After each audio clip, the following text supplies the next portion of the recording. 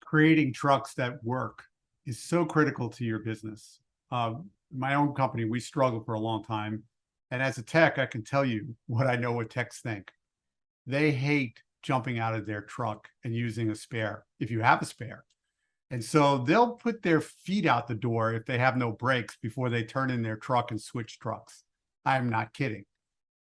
The other thing is it's because they can't jump from truck to truck. In an ideal world, which is creating the right trucks, which is what I advocate and talk about here, is that you could jump from truck 99 and be in truck 100, take some hand tools, and you'll be ready to go. There are tricks to this, though.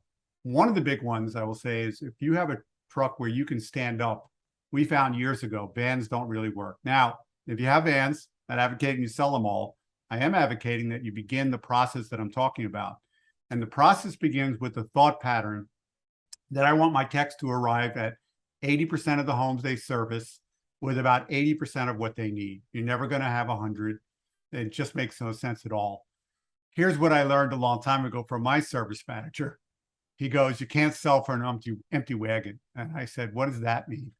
And he says, if it's not on your truck, the likelihood that you're going to sell it is diminished because you don't want to be going running for it. Or even if they have a parts runner waiting around for it. So that was one of the things he encouraged me. The only place that inventory counts, is what he told me, is either in the basement already sold already or in your truck waiting to be sold and in the basement. So that's what you want to be approaching. We're not going to pull up with a tractor trailer, to be clear. I do recommend sprinters, mini box trucks, or even a full box truck, depending on what you do. But everything begins with a great inventory list. We did this years and years ago.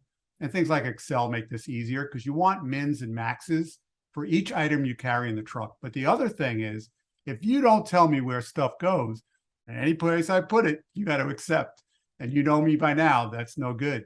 So you want to get the bins set up like in a column A, column B, column C, then row 1, row 2, row 3, row 4, and so that it's all documented, and take every photo you can of that, including when you put the bins together. Make sure you're taking photos of them top down. I had my apprentices building trucks and all the stocking that needed to do. Great.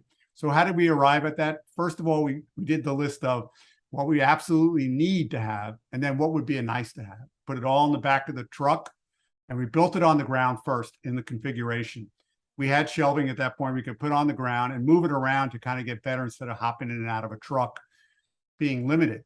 You do need metal shelving, and you do want adjusted shelving. But once you do that, it's great. You can put it in the truck.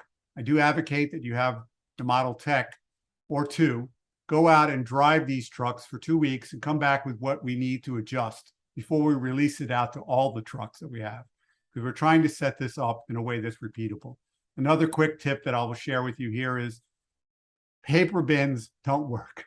You need plastic bins, and the right plastic bins that really do. And you need to detail the pen marker, okay, but better yet, label marker, so that it's really clear to the point that an apprentice who's working with me can climb on the truck and get what they need. There's more about this, so I really want to share this with you.